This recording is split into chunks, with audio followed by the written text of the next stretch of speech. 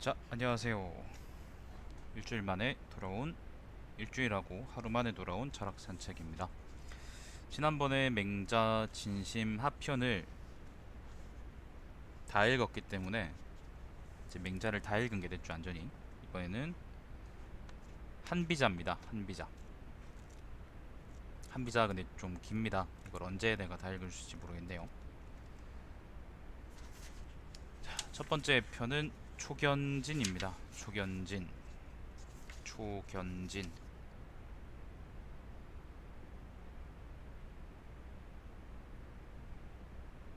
이게 불견자인데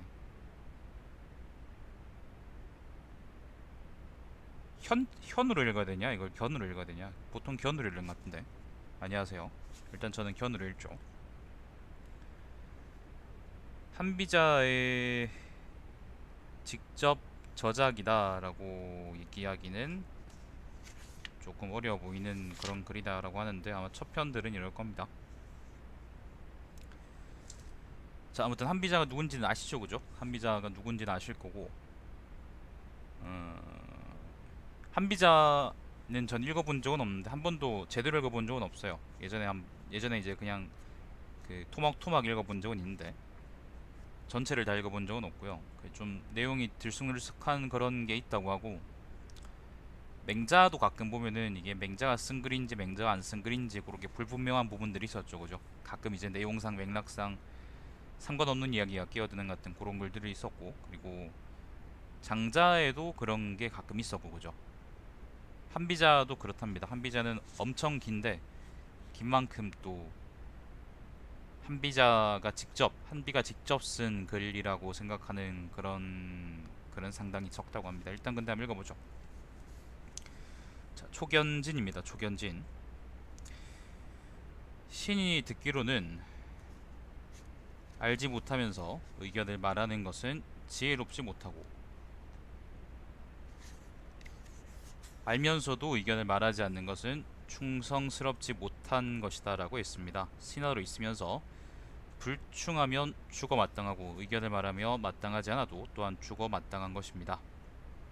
비록 그러하지만 신은 들은 것을 모두 말씀드리고자 하니 오직 대왕께서는 그 죄를 결정하소서. 대왕이라는 거는 뭐 진나라 왕을 의미할 텐데, 이게 저자가 한비자 본인이라면은 이건 시황제를 의미할 것이고, 그때는 이제 그 진왕정이겠죠, 그죠? 아직 황제 오르기 전일 테니까. 근데 만약에 이게 저자가 한비가 아니라 다른 사람이라면 뭐 다른 진왕이 될 수도 있을 것이고, 진나라 이제 소양왕이라는 설도 있고 뭐 그렇다네요. 자, 아무튼 그 진나라 왕한테 얘기를 한답니다. 신이 들은 바에 따르면 지금 천하는 조나라가 중심이 되어 북쪽에는 연나라를 두고 남쪽에는 위나라를 두고 형나라와 연합하고, 형이라는 건 조나라를 의미하겠죠. 조나라. 제나라와 굳게 결속하고 한나라를 끌어들여 합종의 동맹을 이루어 장차 서쪽으로 강대한 진나라와 대적하려 하니 신이 생각하기에는 웃음을 참지 못할 일입니다. 나라가 망하는 길이 세 가지가 있는데 지금의 천하는 그에 들어맞는다고 하는 것은 바로 이를 두고 말하는 것이 아니겠습니까? 신이 듣기로는 혼란한 나라가 잘 다스려져 있는 나라를 공격하면 망하고, 사악한 나라가 바른 나라를 공격하면 망하고, 순리를 거역하는 나라가 순리를 따르는 나라를 공격하면 망한다고 했습니다. 지금 천하의 제후들을 보면 국고는 채워져 있지 않고, 국고라는 것은 뭐 나라의 창고, 돈, 나라엔 돈이 없고 곡식 창고는 비워져 있는데도 선비나 민중들을 모조리 끌어모아 수십만에서 수백만 명이 이르는 대군을 편성하고 있습니다. 그 가운데는 머리가 땅에 닿도록 예를 올리며 그 깃털 같은 거, 깃 달린 장식을 머리에 얹어 받들고 장군의 위에 목숨을 바치겠다고 결심을 나타내는 사람이 불과 1000명에도 이르지 못하는데 모두 결사를 외칩니다. 그러나 막상 적군이 휘두르는 서슬퍼런 칼이 눈앞에 번쩍이면 뒤에서 당장 사형에 처하는 부질이라는 거는 도끼죠, 도끼.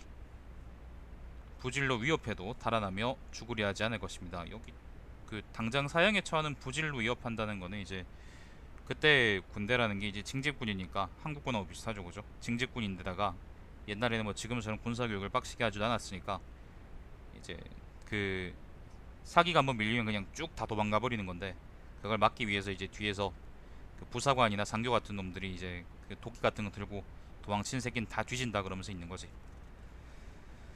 자, 그것은 사졸이나 민중이 죽으려고 하지 않기 때문이 아니라 위에 있는 사람이 그러하지 못하기 때문입니다.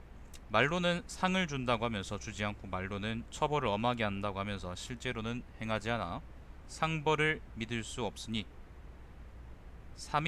사민이라는 거는 사하고 민을 의미하는데요. 사라는 거는 공경 대부 사할 때 그 사고요. 가장 하급 귀족 혹은 이제 하급 관리들이고요. 민이라는 거는 일반 백성들을 의미하겠죠. 사민은 죽으려고 하지 않을 것입니다. 지금 진나라는, 서쪽 진나라, 호령을 내려 상벌을 명확하게 시행하고 공적 있는 사람과 공로가 없는 사람을 그 사실에 따라 공과를 결정하십시오. 그러면 부모의 품에서 막 벗어나 아직 한 번도 적을 보지 못한 사람이라 하더라도 전쟁을 알리는 소식을 들으면 격분에 땅을 박차고 달려와 맨몸으로 적군이 휘두르는 칼날 속에 뛰어들고 붉게 타오르는 숯볼도 밟으며 죽음을 각오하고 앞장설 것이며 모두가 하나같이 행동할 것입니다. 말이 좀 긴데요. 상하고 벌이라는 거는 사람을 다스리는 방법이잖아요. 상벌, 상하고 벌. 잘하면 상 주고 못하면 벌 주는 거지. 간단하잖아, 그죠? 근데 상벌이 명확하지 않으면 사람들이 자기 할 일을 안 하려고 그러고, 상벌이 명확하면은 사람들이 예를 들면 목숨 바쳐서 이제 열심히 싸우면은 나라에서 정말 상을 주겠다 그러면은 사람들이 자기가 할 일에 대해서 자긍심을 가지겠죠. 자부심도 가지고 열심히 하려고 그러겠지.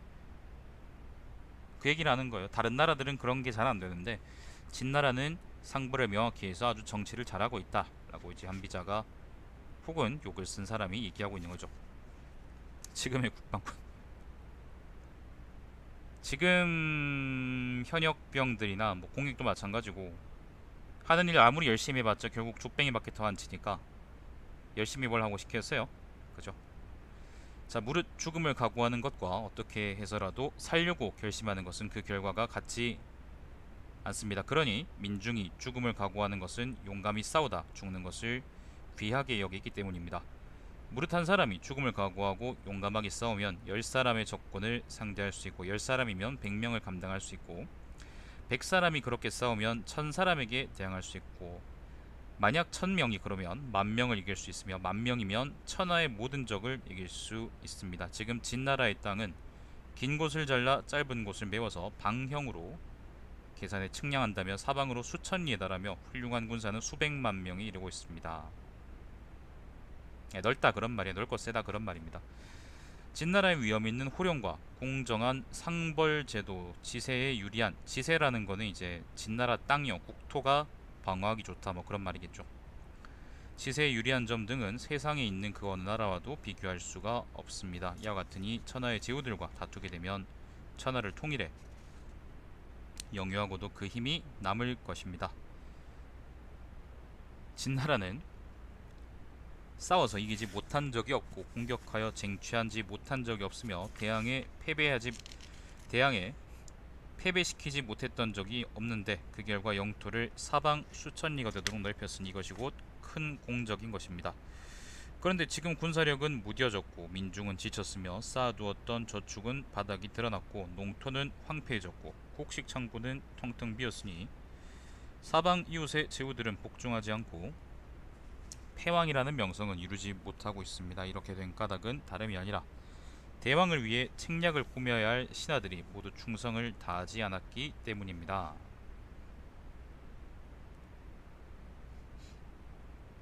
네 신하들이 일을 못한다. 그러니까 내가 대신해주겠다. 그런 말이죠. 신은 이 말을 감히 드립니다. 지난날 제 나라는 남쪽으로 형나라를 쳐부수고, 요 조나라죠. 동쪽으로 송나라를 격파했으며 서쪽 진나라를 복종시켰고 북쪽으로 연나라를 공략했으며 중앙에 한나라 위나라 두 나라에게 제 나라를 섬기도록 했습니다. 영토는 넓고 군사는 강하여 싸우면 이겼고 공격하면 탈취해 온 천하를 호령하게 되었던 것입니다. 요건 아마 그 제나라 선왕 때나 아니면 뭐 그 전후 일이겠죠. 자, 제나라의 지세를 이루는 맑은 제수와, 제수라는 건 강 이름입니다. 탁한 황하는 저절로 적을 막는 저지선으로 충분했고, 장성과 큰 제방은, 장성이라는 거는 여러분이 아는 그 장성입니다. 긴 성벽을 장성이라 그러죠. 그러니까 나중에 진나라가 만든 만리장성이라는 게 사실은 진나라가 전부 다 쌓은 게 아니고요. 진나라 때 칠웅이 쌓았던 성들을 이제 계속 이어서 일단 장성이 얼개를 완성시켰고, 그걸 쭉 유지하고 보수해서 이제 명나라 때 완전히 완성한 걸로 알고 있어요. 그리고 그때까지 계속 기능했죠. 자, 장성과 큰 제방은 그대로 요새의 구실을 하기 충분했습니다. 제나라는 5차례 싸워 모두 이긴 나라였는데, 연나라와 한 차례 싸워서 이기지 못하자 제나라는 거의 멸망의 지경에 빠지고 말았습니다. 아마도 이거는 악의가 이제 연나라에서 제나라를 조진 일을 얘기하는 거겠지. 이것으로 미루어 본다면 무릇 전쟁이란 만승의 대국이라도, 만승이라는 거는 수레 만대를 동원할 수 있는 큰 나라를 의미합니다. 아무튼 엄청 큰 나라 그런 말입니다. 만승의 대국이라도 존망이 걸린 문제인 것입니다. 또한 신이 들은 바를 말씀드리면, 일의 흔적을 없애려면 그 뿌리를 남겨서는 안되고, 재앙에 가까이 가지 않는다면 아예 재앙은 존재하지 않는다고 했습니다. 진나라는 형나라 군사와 싸워, 초나라죠, 형나라를 크게 쳐부수고 도읍인 영을 습격하고 동정과 오호와 강남 땅을 탈취하자 형나라 임금은 도망하여 동쪽의 진, 여기는 남쪽 진나라를 의미합니다. 동쪽의 진이라는 곳에 몸을 숨기고 기회를 엿보게 되었습니다. 여기가 바로 삼국시대 그 수춘 지역입니다. 수춘. 그러면 지금 초견진이라는 요 글이 만들어진 시기가, 뭐 일단 지은 사람이 한비가 아니라고 가정을 한다 그러면, 적어도 진나라가 초나라의 첫 번째 수도인 영을 조진 이후라는 거네요. 그게 몇 년도쯤이죠? 모르겠다. 아무튼 그 전국시대 말기쯤 됐는데, 자, 그때 영에서 이제 작살난 초나라가 수도를 수춘으로 옮겨서 거기서 이제 명맥을 이어가게 됩니다. 자, 만약 그때 형나라 임금을 계속 추격했다면 형나라를 완전히 멸망시킬 수 있었을 것입니다. 그 영을 빼앗은 걸 바로 여러분이 아는 유명한 백기가 했을 겁니다. 형나라를 멸망시켰으면 민중은 풍족할 수 있었고 땅의 이로움을 얻을 수 있었을 것이니, 동쪽으로는 제나라와 연나라를 약화시키고 중앙에서는 한위조의 삼진을 능멸할 수 있었을 것입니다. 삼진 같은 거는 제가 굳이 설명을 안 해도 되겠죠. 자, 그렇게 되었다면 일거의 패왕의 명성을 이루고 사방 제후들은 조회를 들어오게 할 수 있었을 것입니다. 그런데도 진나라의 참모들은 그렇게 하지 않았고 군사를 끌고 물러나 형나라 군사와 화평을 맺었기 때문에 형나라는 잃었던 도읍을 수복했다고. 이거 수춘으로 쫓겨난 이유 아닌가? 뿔뿔이 터졌던 민중들을 모아 사직에 신주를 세우고 종묘를 설치하고 천하의 제후를 이끌고 서쪽으로 진나라와 대적하기 이르러 진나라의 어려운 상대가 되었습니다. 이것이 패왕이 되는 길을 잃게 된 첫 번째 원인입니다. 그 뒤 천하의 제후들이 다시 연합하여 진나라와 화양의 성 아래까지 진군했을 때, 진나라의 화양의 성 아래까지 진군했을 때, 대왕께서는 군대 명령을 내려 이를 격파하고 그 군사가 위나라 도읍인 이건 대량이겠죠. 대량의 성곽 아래까지 도달했습니다. 그때 그대로 양을 수십일만 포위하고 있었으면 대량을 함락시킬 수 있었고, 대량이 함락되면 위나라를 그대로 탈취할 수 있었으며, 위나라를 빼앗으면 형나라와 조나라의 연합은 끊어지게 되고, 형나라와 조나라의 연합이 끊어지면 조나라는 위태로워지고, 조나라가 위험에 빠지면 형나라는 고립되는데, 이렇게 되면 동쪽의 제나라와 연나라를 약화시키고 중앙에 삼진을 능멸할 수 있었던 것입니다. 그렇게 되면 일거의 패왕의 명호를 이룩할 수 있었고 사방의 제후를 참조시킬 수 있었습니다. 이건 조회에 들어오게 한다 그런 말이겠죠. 자, 그런데도 참모를 맡은 신하들은 그렇게 하지 않았고 군사를 이끌고 물러나 위나라와 다시 화평을 맺었으니 위나라는 다시 잃었던 영토를 수복하고 뿔뿔이 흩어졌던 민중을 모아 사직의 신주를 세우고 종묘를 재건해 천하의 제후를 이끌고 서쪽으로 진나라와 대적하기 이르렀으니 이제 진나라의 어려운 상대가 되었습니다. 이것이 진의 패왕이 되는 길을 잃게 된 두 번째 원인입니다. 길이라고 있는데요, 사실은 원문은 이게 도입니다. 도. 뭐 도자가 이제 길도자니까 뭐 여러분이 도라고 해석을 하든 아니면 길이라고 해석을 하든 그건 상관없습니다. 둘 다 의미가 통하죠. 지난날 제상 양후가, 양후라는 거는 그 진나라 소양왕의 외삼촌이었나? 아무튼 외척이었어요. 외척인데 그 진나라 소양왕이 어릴 때 즉위했거든요. 그때 사실상 이제 섭정하면서 그 진나라의 정권을 휘둘렀던 사람인데, 그 사람에 대해서는 여러분 그 양후열전이라고 한번 검색해 보시면 제가 예전에 방송했던 게 나올 겁니다. 사기에 나옵니다. 사기에. 자, 지난날 제상 양후가 서쪽 진나라 북정을 다스릴 때에는 한나라의 군사를 이용하여 진나라의 영토와 함께 자신의 영지도 같이 넓히려는 공로를 이루렸기 때문에 병졸들은 일생 동안 나라 밖에서 비바람에 시달려 했고, 사민들은 나라 안에서 괴로움에 지쳐야 했으므로 패왕의 명호를 이루지 못했던 것입니다. 이것이 패왕이 되는 길을 잃게 된 세 번째 원인입니다.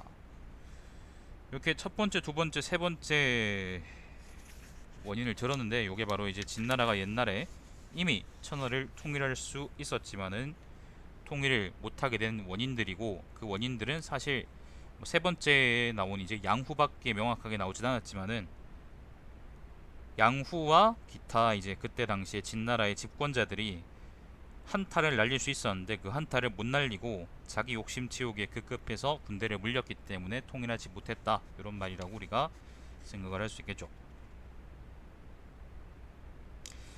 조나라는 연나라, 제나라, 위나라, 한나라 등의 한가운데 자리한 나라였습니다. 한가운데는 아닙니다, 여러분. 자, 그러므로 여러 나라에서 한가운데라고 할 수 있나?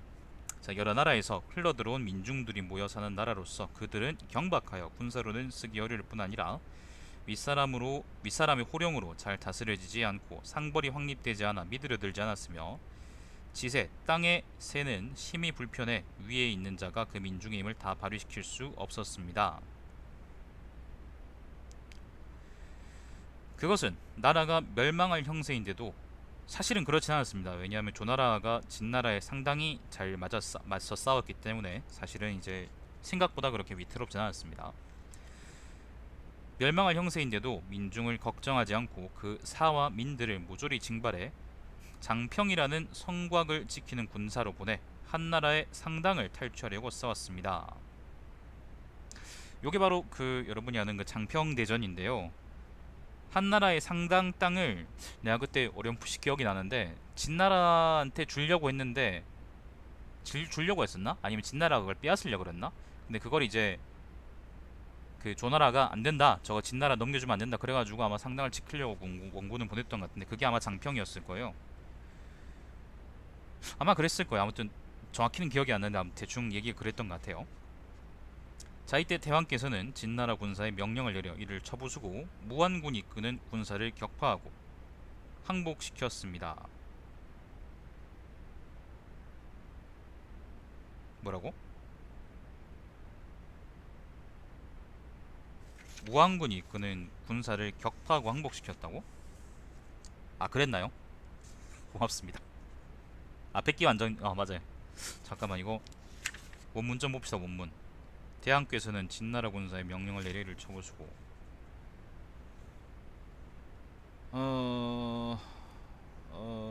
내가 이걸, 이쟁 한 상당, 한나라의 상당 땅을 다툴 때 장평 얘기 나오고, 대왕 이 소파지, 이것을 대왕이 격파하도록 하고, 이게 파자인가? 무한 당시 시야 이게 그 지금 번역이 좀 잘못된 것 같은데, 제가 보고 있는 번역이 무한군이 백기를 의미합니다. 백기를 의미하니까 무한군이 이끄는 군사를 격파하고가 아니라 무한군이 상대편의 군사를 격파하고 라고 하는 게 맞겠죠. 아마 이거 잘못 헷갈려서 아마 번역을 잘못한 것 같습니다. 자, 그때 조나라는, 그때 이제 그 백기한테 개작살난 조나라 군대가 이제 우리가 통솔하는 40만 군대고, 그리고 그 지휘관이 이제 그 조괄이라는 사람이었고, 그 전에 지휘관이 잘 버티고 있던 지휘관이 연파라는 사람이죠. 자, 그때 조나라는 임금과 신하가 서로 친밀하지 못했고 친했습니다. 귀한이와 천한 사람들이 서로 믿지 않았기 때문에 믿었습니다. 나라의 도읍인 한단은 공격을 당하면 능히 지킬 수가 없었습니다. 한단을 점령하면 산동 지방과, 여기서 산동이라는 거는요, 제나라가 있는 그 산동, 지금의 산동반도가 아니고요, 옛날의 산동이라는 것은 그 무슨 산이지? 효산이었나? 효산의 동쪽을 의미합니다. 효산의 동쪽, 그러니까 함국관 동쪽이라고 생각하시면 돼요. 진나라 말고 나머지 6나라를 의미합니다. 산동이라는 게. 산동과 하간 지역을 지배 아래 들 수 있었고, 다시 군대를 뒤로 물려 서쪽으로 수무를 공격하고 양장의 고개를 넘어 대와 상당 지방에 상복받았다면 대에 속한 43형과 43형과, 대라는 것은 저기 북쪽 지방이에요. 상당에 속한 70현은 갑옷 한 벌도 쓰지 않고 3인 한 사람의 노고 없이 그 모든 땅은 진나라의 소유가 되었을 것입니다. 이렇게 대와 상당 지방이 진나라의 소유가 되었다면 한 차례 싸우지 않고 또 제나라와 연나라도 가만히 앉아 남의 불구경하듯 보고만 있지 않았을 것이기 때문에 동양과 하외는, 하외라는 건 아마 황하 바깥쪽, 진나라 입장에서는 아마 하동지방이겠죠. 아니면 황하의 이동지방을 전부 다 얘기하는 거거나, 동양과 하외는 실제 전쟁도 없이 제나라의 땅이 되었을 것이고, 중산과 호타 이북의 땅도 저기 북쪽 대나라 지방을 의미할 겁니다. 이북의 땅도 싸움 없이 연나라의 소유가 되고 말았을 것입니다. 이렇게 되면 조나라는 모든 영토를 탈취당하게 되고, 조나라가 탈취당하면 한나라는 멸망하며, 한나라가 망하면 형나라와 위나라도 독립할 수 없게 되는데, 이 두 나라가 독립 못하면 한 번의 공격으로도 한나라는 격파될 것이고 위나라는 무너지고 형나라는 함락될 것입니다. 그렇게 되면 동쪽으로 제나라와 연나라는 약해지므로 그때 황하의 나루터인 백마의 입구를 끊고, 백마라는 게 여러분이 그 삼국지 읽다 보면 나오는 그 백마예요. 위나라로 물을 흘려 들이치면 한나라의 공격으로 삼진, 조위환을 얘기하죠. 삼진을 멸망하고 합종한 동맹국들은 패하고 말았을 것입니다. 이게 일단 요까지 잠깐 끊고 생각을 해보면 장황하게 이제 역사 얘기를 하고 있는데, 느낌이 사기 일름 같네요. 그 철학책 같지 않습니다. 이게 철학이 아니라, 이게 초견진이라는 게 좀 특별해서 그렇겠지만은, 유세하는 얘기라서 그렇겠지만은,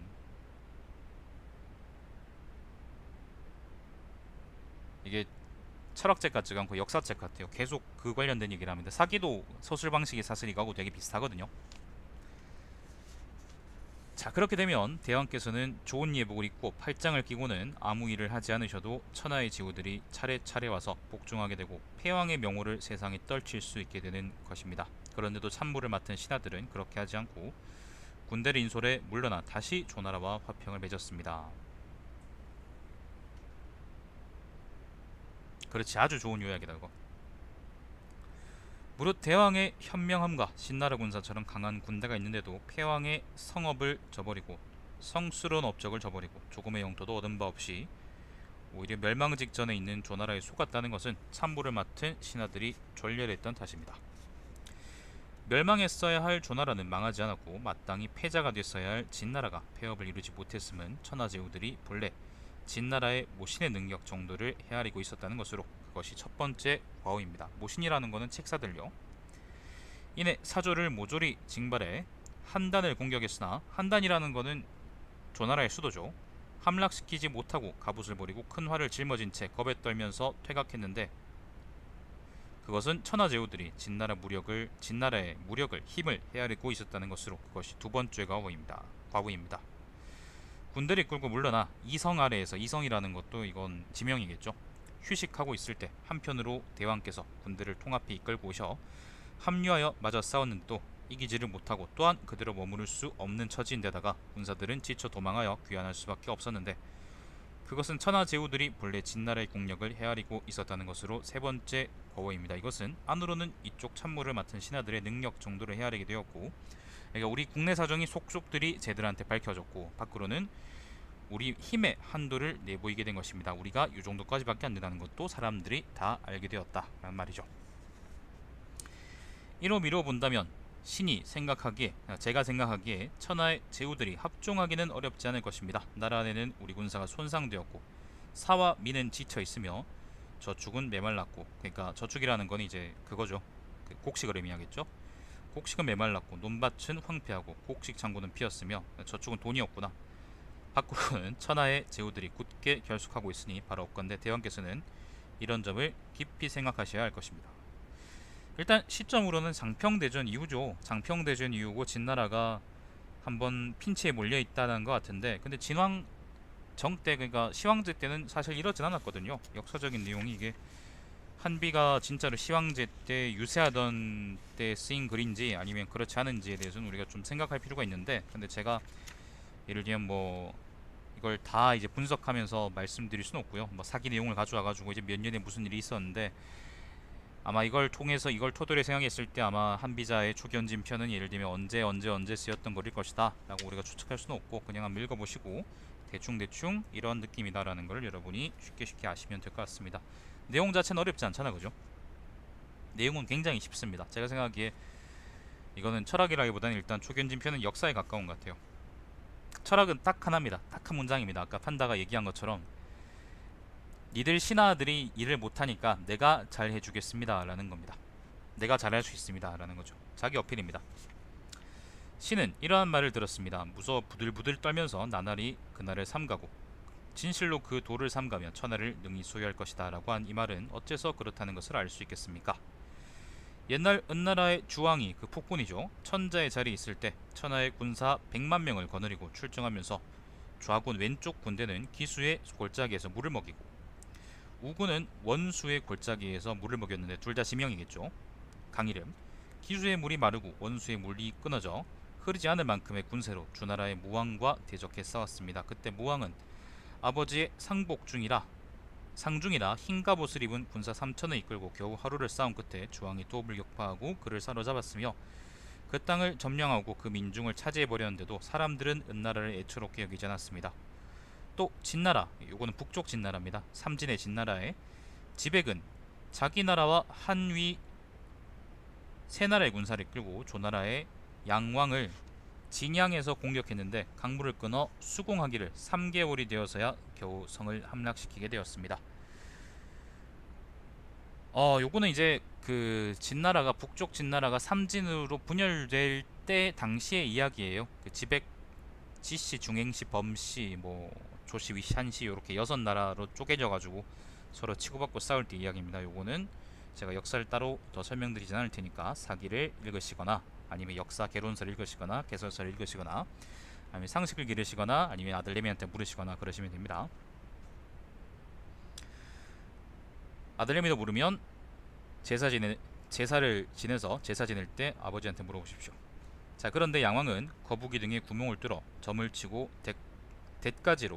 대가지라는 건 뭐 대나무가지겠죠. 길흉을 판단해 어느 나라에 항복하는 것이 좋은가를 결정한 뒤 그 신하인 장맹담을 사신으로 보내게 되었습니다. 사실 이때 조나라의 양자는 왕이 아니었는데, 자, 이에 장맹담은 물속으로 헤엄쳐 밖으로 나와 한나라와 위나라를 설득시켜 지백과의 약속을 배반토록 한 뒤 두 나라 군사를 자기 편으로 만들고 지백을 공격해 그를 사로잡은 뒤 양왕은 본래의 지위로 되돌아갔습니다. 지금 진나라 땅은 넓어 긴 곳을 잘라 짧은 곳을 메꾸어 방형으로 고쳐 측량한다면 사방 수천리에 달하고 훌륭한 군사는 수십만 명에서 수백만 명이나 될 것입니다.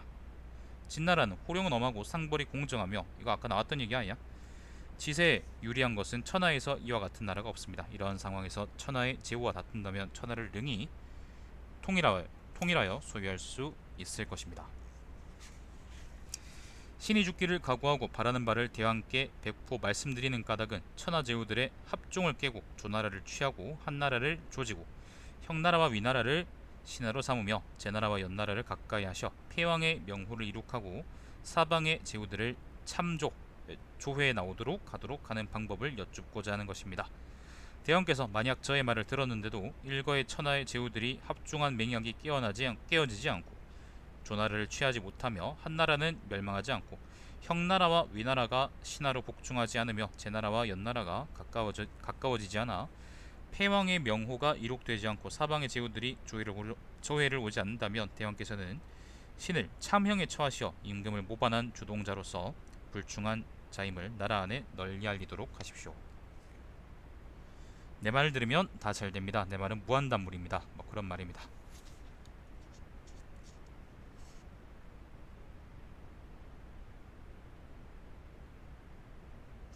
요까지가 초견진이에요. 초견진. 초견진의 내용은 여러분이 지금까지 들으신 것처럼 진나라가 되게 세고 되게 좋은 나라인데, 되게 좋은 나라고 되게 괜찮은 나라고 나도 여기 살고 싶은데, 근데 생각해보니까 니들이 아직 통일을 못한 거는 니들 신하들이 멍청했기 때문이다. 내가 일을 맡아서 하면은 잘할 수 있다. 그러니까 나한테 일거리 좀 달라라는 자기 PR이죠. 요즘 말로 하면 자기 PR이지. 역사에 가깝나요? 자, 초견진입니다. 초견진. 한비자의 첫 편인데 재밌네요. 확실히 맹자보다는 읽기가 재밌긴 하네요. 맹자는 조금 지루한 면이 있었거든요. 사실 비슷한 얘기들이 계속 나오니까. 자, 영상을 끊죠. 다음 편을 가봅시다.